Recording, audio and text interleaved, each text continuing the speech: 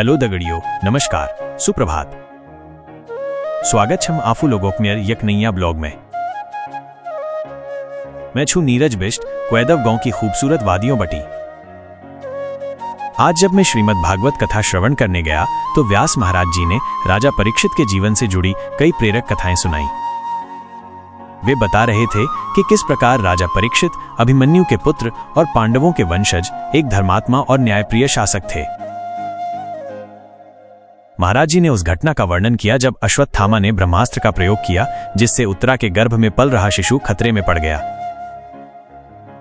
भगवान श्री कृष्ण ने अपनी दिव्य शक्ति से उस बालक की रक्षा की और वही बालक आगे चलकर राजा परीक्षित कहलाया। व्यास महाराज जी ने बताया कि परीक्षित का अर्थ ही है परीक्षा किया हुआ, क्योंकि जन्म से पहले ही उनकी परीक्षा ली गई थी। फिर व्यास जी ने राजा परीक्षित के शासनकाल की चर्चा की, जिसमें उन्होंने धर्म और न्याय का पालन करते हुए प्रजा का कुशलतापूर्वक पालन किया। उनकी ख्याति दूर दूर तक फैली हुई थी। कथा आगे बढ़ी और उस दुर्भाग्यपूर्ण घटना का वर्णन आया जब राजा परीक्षित शिकार करते हुए शमीक ऋषि के आश्रम में पहुंचे। ऋषि तपस्या में लीन थे और राजा के आगमन का उन्हें पता नहीं चला। भूख प्यास से व्याकुल राजा ने भूलवश एक मरा हुआ सांप उठाकर ऋषि के गले में डाल दिया।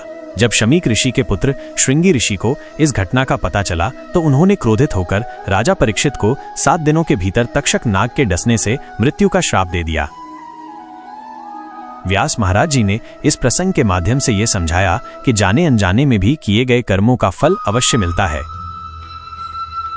राजा परीक्षित एक महान शासक होने के बावजूद अपनी भूल के कारण श्राप के भागी बने। जब राजा परीक्षित को इस श्राप के बारे में पता चला तो वे तनिक भी विचलित नहीं हुए। उन्होंने इसे अपने कर्मों का फल मानते हुए स्वीकार किया और अपने पुत्र जनमेजय को राजपाट सौंपकर गंगा तट पर चले गए। वहां विभिन्न ऋषि मुनि और ज्ञानी जन उनसे मिलने आए और उन्होंने राजा परीक्षित को भगवत प्राप्ति का मार्ग दिखाया। शुकदेव मुनि ने उन्हें श्रीमद् भागवत कथा का श्रवण कराया, जिससे उन्हें मृत्यु के भय से मुक्ति मिली और वे मोक्ष को प्राप्त हुए। व्यास महाराज जी ने इस कथा के माध्यम से यह संदेश दिया कि जीवन क्षणभंगुर है और हमें अपने समय का सदुपयोग आध्यात्मिक चिंतन और भगवत भक्ति में करना चाहिए। राजा परीक्षित का वैराग्य और भगवत के प्रति उनका समर्पण हम सभी के लिए एक प्रेरणा स्रोत है। ये सब सुनकर मन शांत और भक्तिमय हो गया। श्रीमद् भागवत कथा वास्तव में जीवन का सार है, जो हमें धर्म, कर्म और मोक्ष के मार्ग पर चलना सिखाती है। ये था आज की कथा का सार, जिसे मैं अपने ब्लॉग के माध्यम से लोगों तक पहुंचाना चाहता हूं। उम्मीद है ये उन्हें भी प्रेरित करेगा। दोस्तों, आज का नज़ारा तो वाकई में अद्भुत है। पंडाल के अंदर मधुर भजनों की धारा बह रही है, जिसमें भक्तजन पूरी तरह से डूबे हुए हैं। उनकी आंखों में भक्ति का रस है और होठों पर ईश्वर का नाम। कुछ तो इतने भाव विभोर हैं कि खड़े होकर धीरे धीरे झूम रहे हैं, मानो उस परम शक्ति के साथ एक गहरा नाता महसूस कर रहे हों।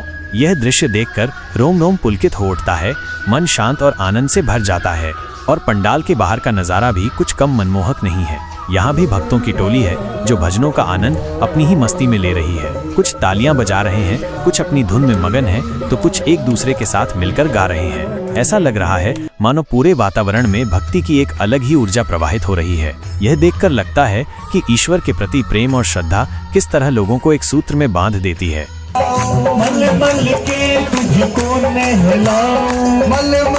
लेकिन इस आध्यात्मिक माहौल में एक और चीज है जो मेरा ध्यान अपनी ओर खींच रही है, भंडारे की तैयारी।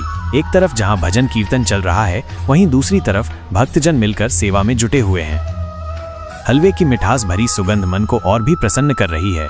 ये देखकर कितना अच्छा लगता है कि सब लोग मिलकर इतनी श्रद्धा और प्रेम से प्रसाद बना रहे हैं। कोई आलू छील रहा है, कोई हलवे को लगातार चला रहा है ताकि वो नीचे न लगे। उनके चेहरों पर सेवा का भाव स्पष्ट रूप से झलक रहा है। ये सिर्फ भोजन नहीं बन रहा है, बल्कि ये तो प्रेम और समर्पण का प्रतीक है जो हर भक्त तक पहुंचेगा। सच कहूं तो ये सब देखकर मन में एक गहरा संतोष होता है। ये हमारी संस्कृति और परंपराओं की सुंदरता है, जहां भक्ति, संगीत और सेवा एक साथ मिलकर एक ऐसा अनुभव बनाते हैं जो आत्मा को तृप्त कर देता है। ये सिर्फ एक धार्मिक आयोजन नहीं है, बल्कि ये एक ऐसा मिलाना है जहां हर कोई प्रेम और सद्भाव के बंधन में बंधा हुआ महसूस करता है।